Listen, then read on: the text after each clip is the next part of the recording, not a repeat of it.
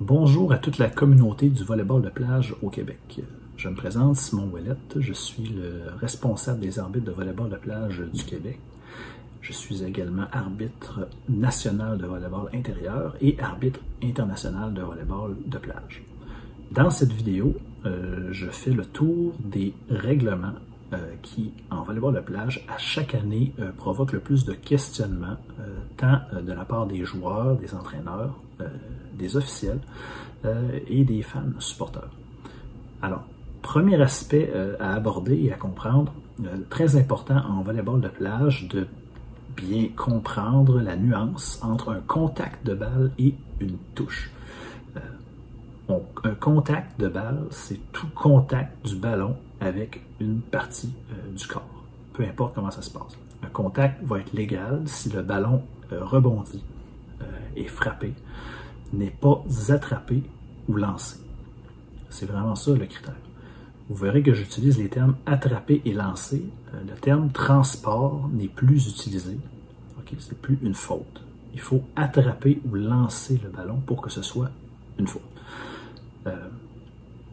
On parle de touche lorsque, lors du contact avec les mains, il y a contact du bout des doigts avec le ballon. Que ce soit avec une main ou avec deux mains, une touche implique absolument le contact du bout des doigts. Okay? On parle d'une passe haute jouée du bout des doigts. Très important parce qu'il y a des actions en volleyball de plage où on a droit au double contact, mais où on n'aura pas le droit à la double touche, c'est-à-dire un contact non simultané de deux parties du corps. Donc, on comprend bien la différence entre touche et contact. Parlons des actions de jeu. Commençons par la réception de service. Donc, en réception de service, qu'est-ce qu'on a le droit de faire et qu'on n'a pas le droit de faire? Est-ce qu'on a le droit de prendre la réception de service en touche? La réponse est oui. Il n'y a rien qui interdit de jouer le ballon en réception de service en touche. Ce qui est illégal en volleyball de plage, c'est de faire une double touche, c'est-à-dire un contact non simultané des deux mains impliquant le bout des doigts en réception de service. Ce qui veut dire que si le ballon vient vers vous et que vous n'utilisez pas le bout des doigts et que dans une seule action, vous jouez le ballon, vous êtes autorisé de faire un double contact, c'est-à-dire un contact qui ne sera pas complètement simultané entre vos deux mains.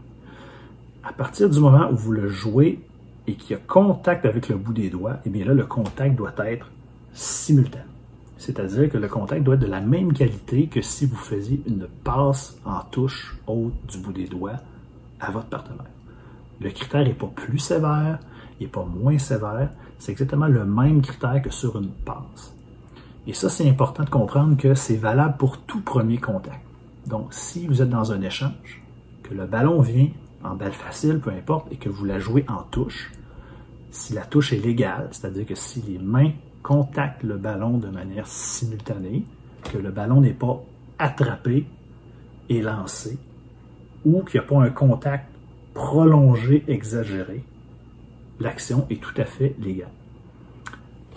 C'est également autorisé, donc, de recevoir le ballon ou le premier contact en utilisant toutes les variantes possibles, en poké, la main ouverte, mais sans contact du bout des doigts, collé ou décollé, ça n'a pas d'importance.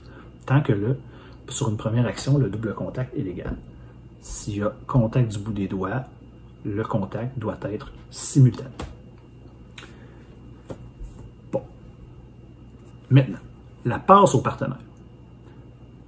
Après la réception, je fais une passe à mon partenaire en touche.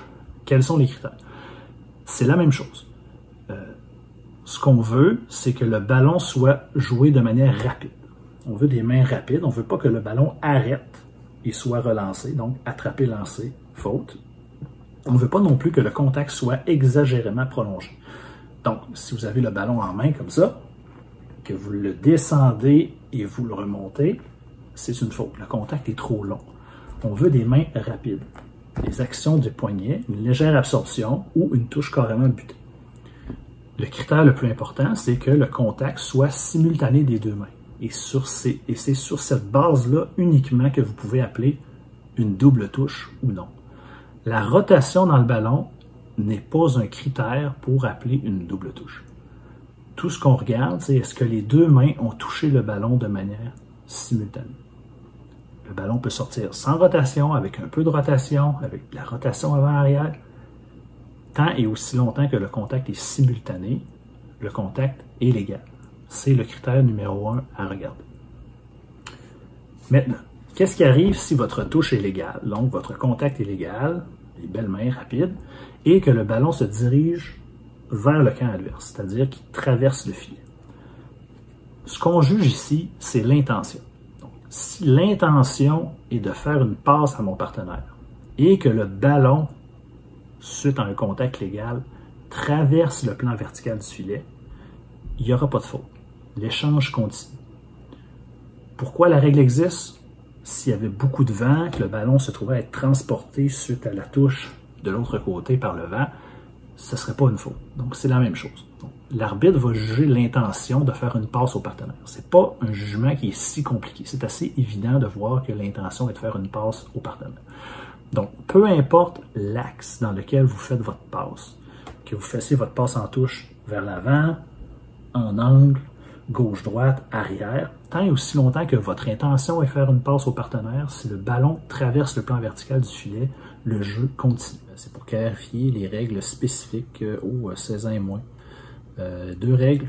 Donc, il y a une règle qui touche la touche, la passe au deuxième contact au partenaire. Et il y a aussi une règle qui touche aussi le positionnement des joueurs en réception de service pour éviter la spécialisation hâtive des athlètes. Donc, la touche.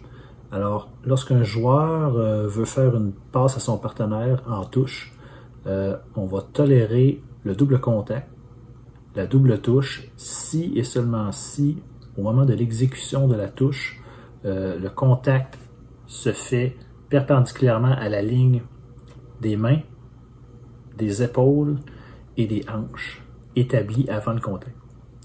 Donc, le contact doit être perpendiculaire à cette ligne établie par les mains, les épaules et les hanches juste avant que le contact soit fait. Donc, le joueur doit être dans une position stable, faire la passe au partenaire et la trajectoire de la balle doit être dans cet axe fait entre les épaules, les hanches et les mains.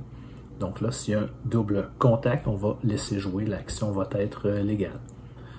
Si le ballon traversait de l'autre côté du filet alors qu'il y a eu double contact, on sifflerait la double touche. Si le contact est légal, alors là, toutes les règles normales du volleyball de plage s'appliquent, c'est-à-dire que si la passe est destinée au partenaire et que la touche est légale et n'est pas double, là, si le ballon traverse ou est poussé par le vent, l'action sera légale. Voilà. Pour ce qui est de la position des joueurs, eh bien, c'est très simple. Le joueur qui vient de faire le service, le dernier joueur de l'équipe qui a fait le service, lorsque son équipe perd le service, donc se retrouve en réception, eh bien, le dernier serveur se doit de réceptionner à la droite de son partenaire. Donc, d'avoir au moins un pied à la droite de son partenaire. Tout ça dans le but d'éviter que les joueurs soient toujours à la même position en réception de service et qu'ils puissent développer leur capacité à attaquer et à réceptionner des deux côtés. Donc, très simple, le dernier serveur de l'équipe doit toujours réceptionner à la droite de son partenaire. Donc, évidemment, votre prochain serveur sera toujours le joueur qui est à la gauche du terrain, donc en position 4. C'est très facile à appliquer. En début de match, vous déterminez premier et deuxième serveur. Le premier serveur va exécuter son service.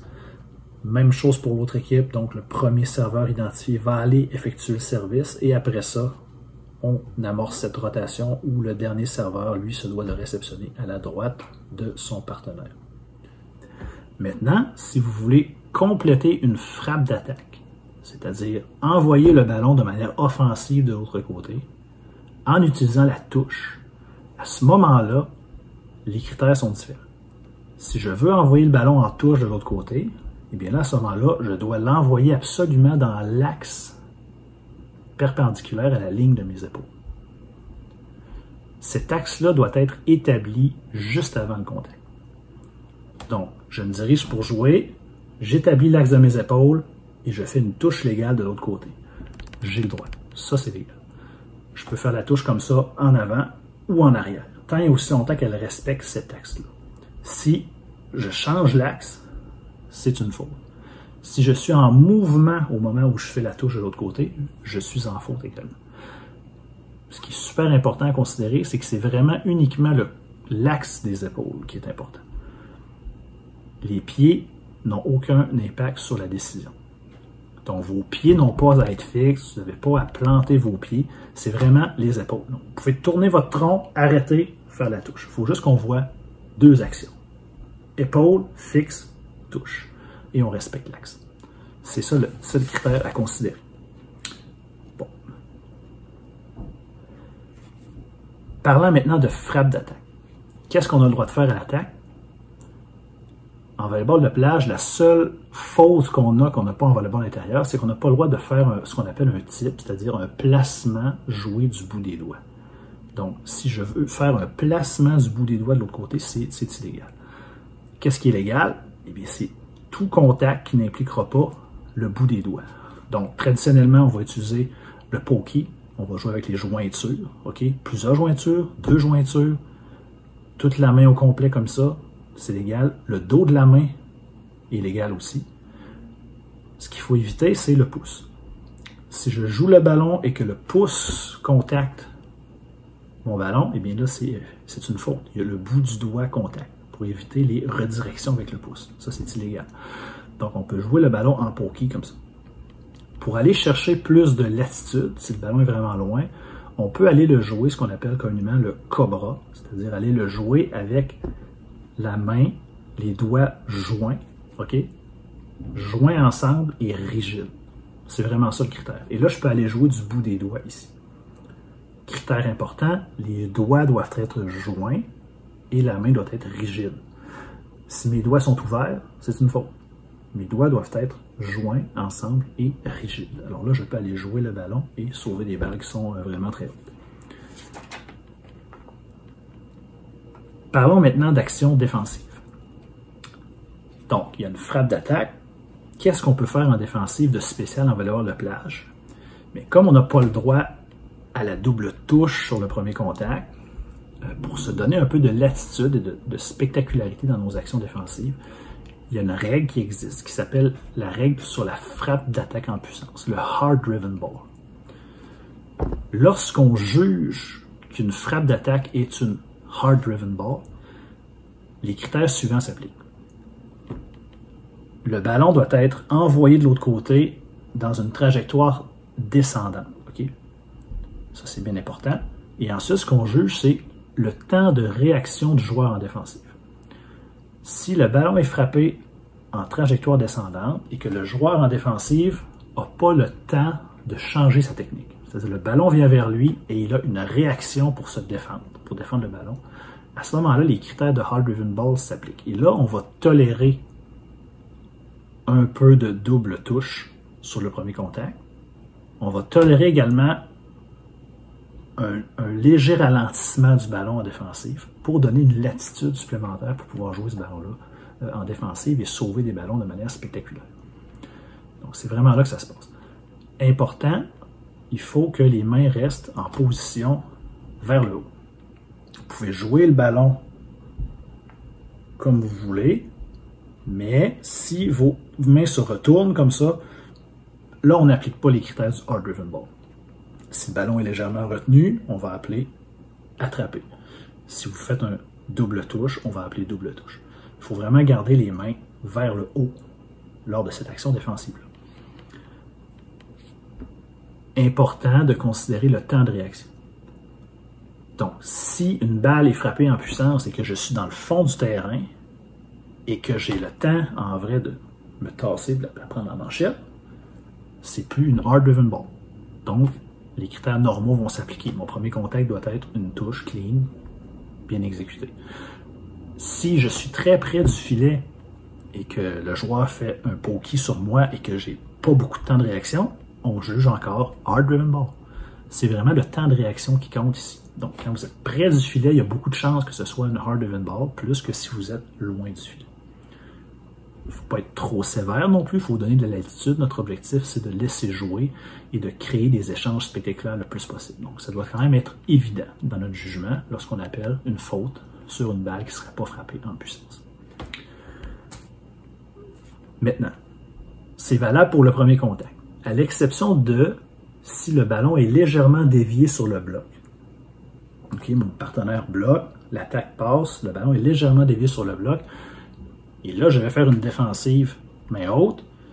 Si le ballon demeure suffisamment rapide, il n'est pas ralenti, on va aussi considérer le critère de hard driven ball, même si ça devient un deuxième contact, puisque le bloc compte pour un contact. Donc, c'est encore une action légale de faire la défensive, même s'il y a eu un léger effleurement sur le bloc. Si le bloc ralentit la balle de manière significative et que là, j'ai le temps de changer ma technique, le hard driven ball ne s'applique plus, évidemment. On l'applique aussi en support. Donc, si j'attaque dans le contre, puis que le ballon revient rapidement sur moi ou sur mon partenaire, et que je défends la balle dans une réaction, on applique aussi les critères du hard driven ball.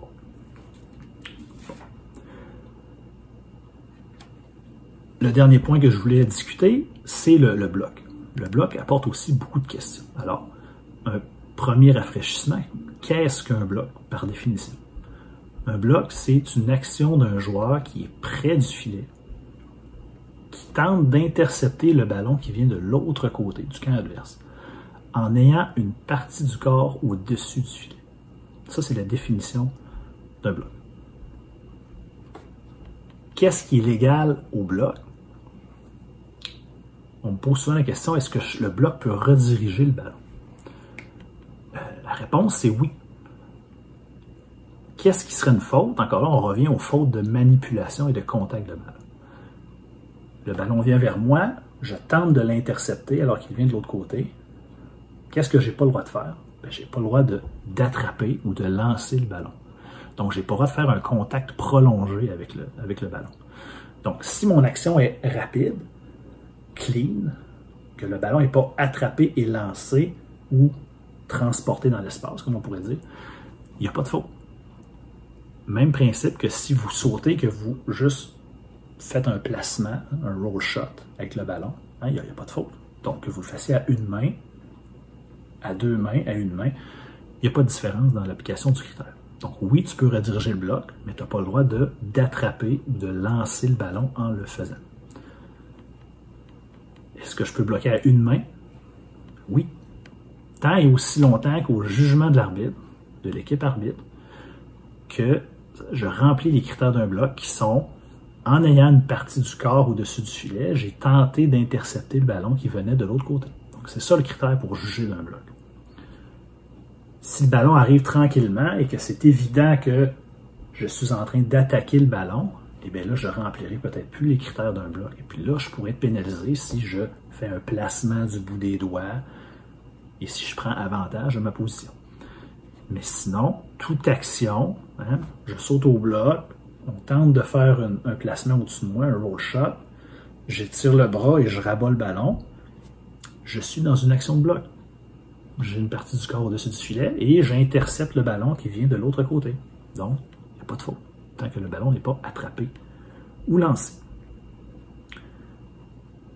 Dernière chose, le joust, donc le contact simultané au-dessus du filet entre deux adversaires. Très important aussi en volleyball de plage de comprendre cette règle-là puisqu'on n'est pas autorisé au type. Donc, le contact au-dessus du filet se doit vraiment entre deux adversaires. Donc, le filet est ici, équipe B, équipe A. Le contact doit être simultané. Donc, le ballon vient au-dessus du filet, au-dessus de ma tête, et les mains des deux côtés doivent toucher en même temps. Surtout si des doigts sont impliqués. Ce qui veut dire que si toi, tu es à l'offensive et que tu inities, j'entends souvent se dire « j'ai initié le joust », mais tu ne peux pas faire ça. Si tu contactes avec tes doigts et que tu pousses le ballon le moindrement dans le contre et que là, le ballon est tenu, ben, tu as fait une faute de type, de placement avec les mains. Donc, le contact doit être simultané. Si tu le joues en poker, c'est différent. Tu peux peut-être légèrement pousser le ballon et puis là, il va y avoir une résistance. Ça va être légal. Donc, ça, il faut faire attention. Il ne faut pas être ultra sévère non plus, OK? Parce qu'on s'entend que si on regardait avec une caméra super approchée, on constaterait qu'il y a toujours une main qui touche un peu avant l'autre. Ce qu'on veut éviter, c'est les fautes évidentes. Donc vraiment, je pousse le ballon dans l'autre main et puis là, non, c'est pas légal. si le joust arrive et qu'il est légal, les deux mains sont simultanées là, de manière convaincante. Après ça, si le ballon s'en va de ce côté-ci et tombe à l'extérieur, eh bien, la faute va à l'équipe de l'autre côté. Je récapitule. On touche de manière simultanée et finalement, c'est moi ici qui pousse en dernier. Donc, j'envoie le ballon de ce côté-là.